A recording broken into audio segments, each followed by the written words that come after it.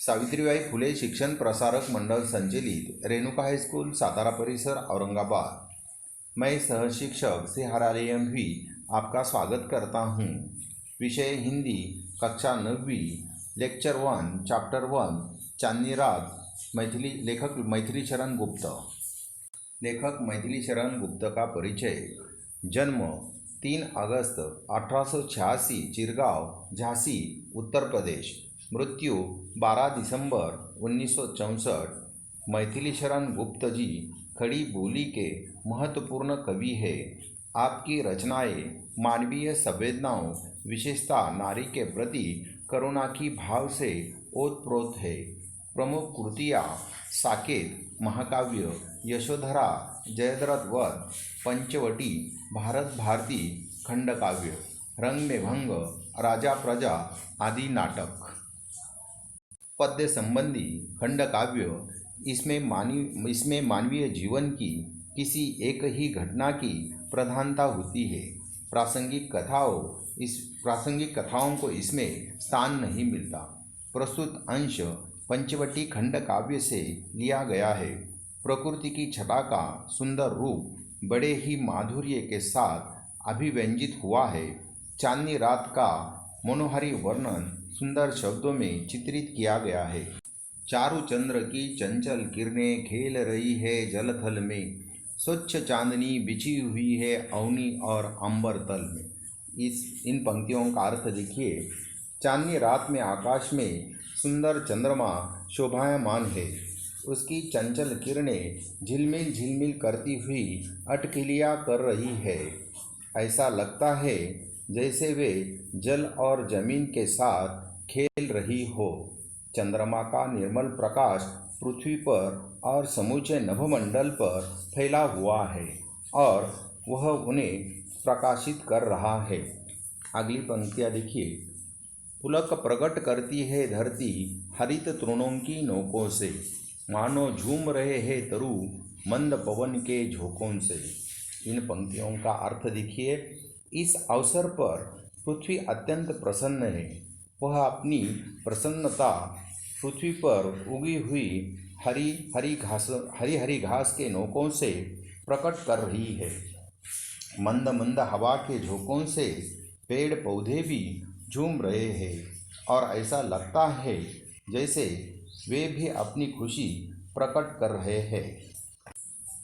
क्या ही स्वच्छ चांदनी है यह, है क्या ही निस्तब्ध निशा, है स्वच्छंद सुमंद गंध व निरानंद कौन है दिशा।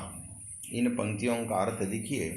कवि चंद्रमा के स्वच्छ प्रकाश में निखरी हुई रात्रि का वर्णन करते हुए कहते हैं कि यह चांदनी गजब की निर्मल है और यह रात कितनी शांत है। कहीं किसी और कोई स्वर नहीं है। स्वतंत्र मुक्त रूप से मंद मंद सुगंध व्याप्त है। कोई भी दिशा ऐसी नहीं है जिस और आनंद का माहौल न हो। अर्थात सर्वत्र आनंद ही आनंद है। अगली 4 पंक्ति देखिए। बंद नहीं अब भी चलते हैं नियति नटी के कार्यकलाप, पर कितने एकांत भाव से, कितने शांत और चुपचाप। इन पंक्तियों का अर्थ देखिए।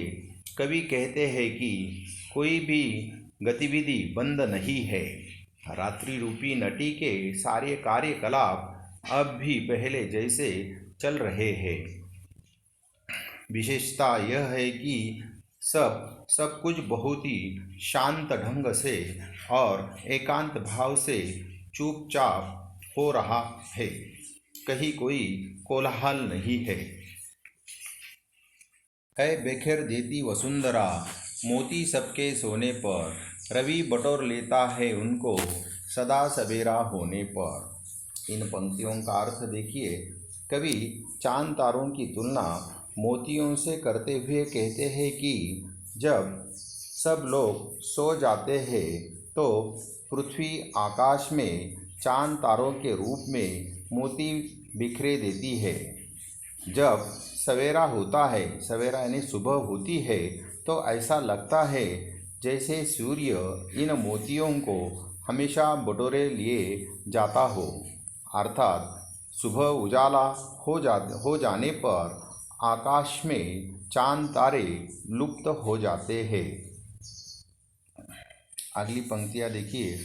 और विरामदायिनी अपनी संध्या को दे जाता है शून्य श्याम तनु, जिससे उसका नया रूप झलकता है।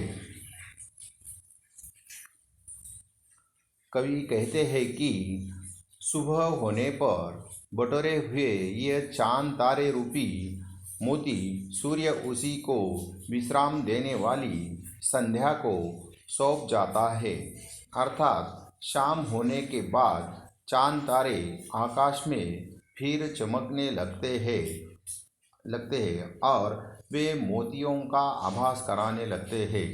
इससे रात्रि की कालिमा प्रकाशमान हो जाती है और अपने नए रूप में झलकने लगती है। पंचवटी की छाया में है सुंदर पर्ण कुटीर बना, उसके सम्मुख स्वच्छ शिला पर धीर वीर निर्भीक मना। इन पंक्तियों का अर्थ देखिए।